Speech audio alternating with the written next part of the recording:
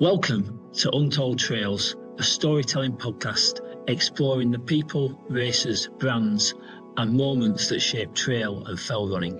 I'm Scott. And I'm Fraser. Before we start our first story, the Three Peaks Race, we thought we'd start with a simple question. How did we end up here? So, Fraser, tell me about your first experience in trail running. Brexit. Brexit. So not lockdown, Brexit. 2016 Brexit. Expand on that then, go on. So I go to France on the Friday. We are in the EU. I leave on the Tuesday. We're not in the EU. That weekend, quite memorable. We'd gone to Chamonix, and I think it was my 40th weekend. We're in a hotel, bang in the centre of town, and about 1 o'clock in the morning, I get woken up to all this commotion. I looked out the hotel window, and there's like hundreds, if not thousands, of trail runners just about to set off on this race. I had no idea this was going on. So I got dressed, went down, found out what was going on, and I think it would have been the Marathon de Mont Blanc, probably the 100K or the 100 mile or whatever it was then. Anyway, fast forward 3 months, I'm in Zermatt doing my first European trail race, and that was on the back of seeing what was going on in Chamonix that weekend. I've always been into fell running and things like that for much longer, but that was my first experience of European trail running. And it's been uphill and downhill ever since. Yeah, it's different kind of trail running, isn't it? Mountains, great trails, paths. We both love that, don't we? Sure.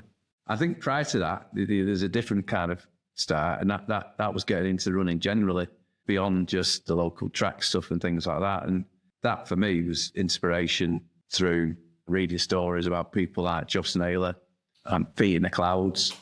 And it just inspired me to do stuff that I just felt was completely out of the reach of people like me. And little by little, you just start taking little things on. And that was the most inspiration I got was through stories. Great. And what about yourself? Gosh, I lived in probably one of the biggest, messiest, noisiest cities in the world for most of my sort of early years of running, Jakarta in Indonesia.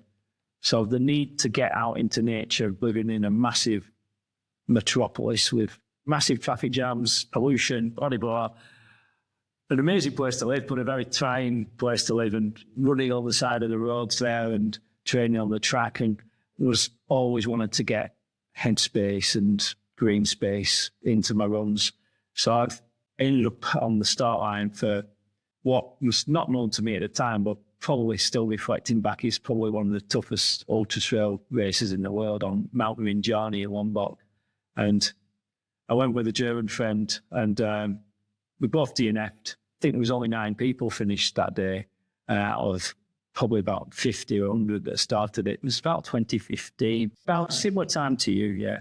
But the stories from that race and that 3 or 4 days experience of going out there and not just DNFing, but packing the wrong kit or leaving the wrong kit in the wrong place. We started during the night, and I thought I'll leave my drop bag at the first or second aid station. I thought, it won't be cold. You know, it's Indonesia, it never gets that cold. I got freezing and almost hyperventilated from the cold. I had to borrow someone's jacket, and the camaraderie that came through that, and the stories, and it being multilingual as well, and trying to navigate all of that was just the adventure, the jigsaw puzzle of trail running and ultra trail running was like, wow, this is completely different from turning up from a 5K where it's all about your splits or your 10K. It's about your times and your splits as much as anything else, really. So how did you find out about that race?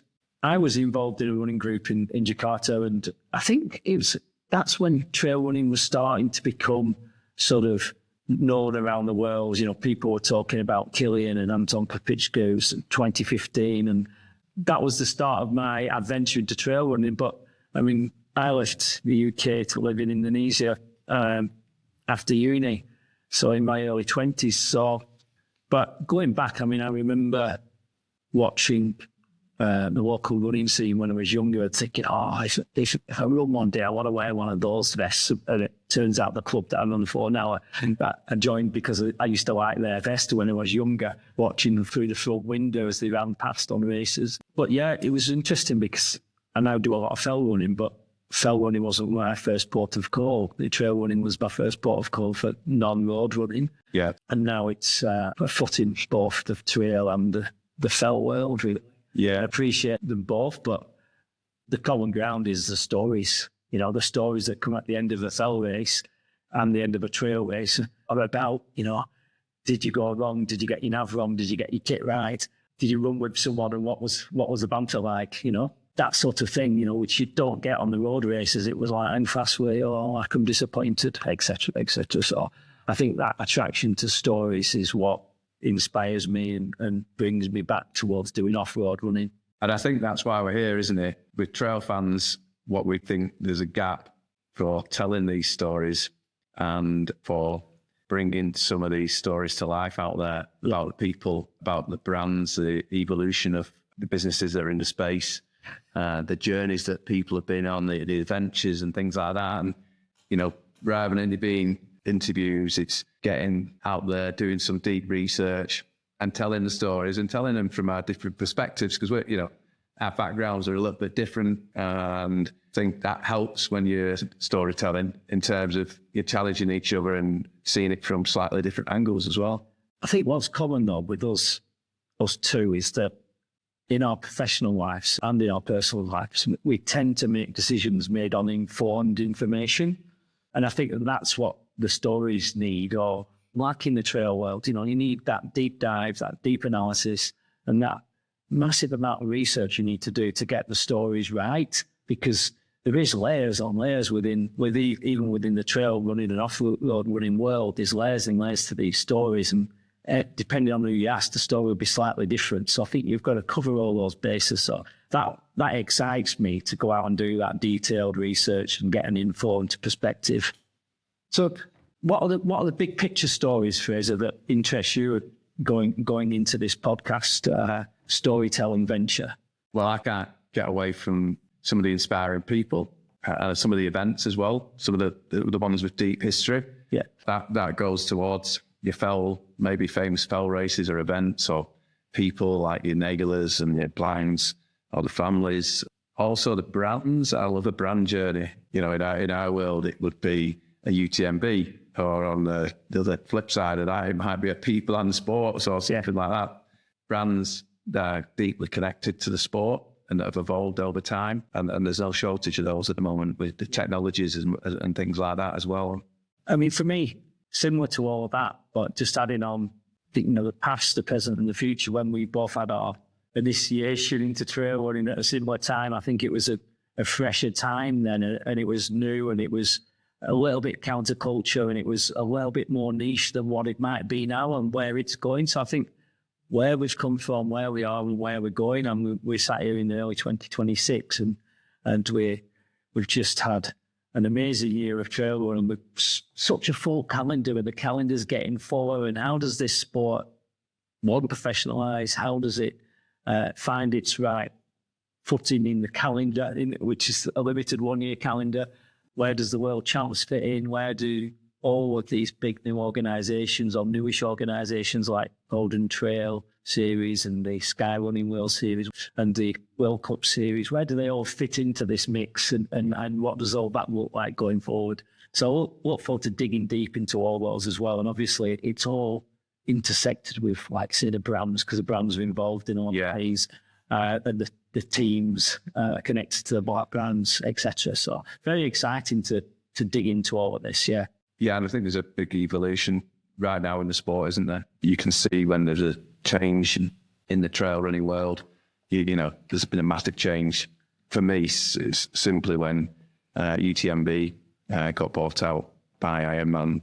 You know, that seemed to me a pivotal point in a change in the commercialization. Yeah. And you can see that just at that event alone over the last few years, how important it's become for the brands and things like that. Yeah. So there's a lot of good things coming out of that, and there's a lot of change, and it'd be interesting to see where that's going to go.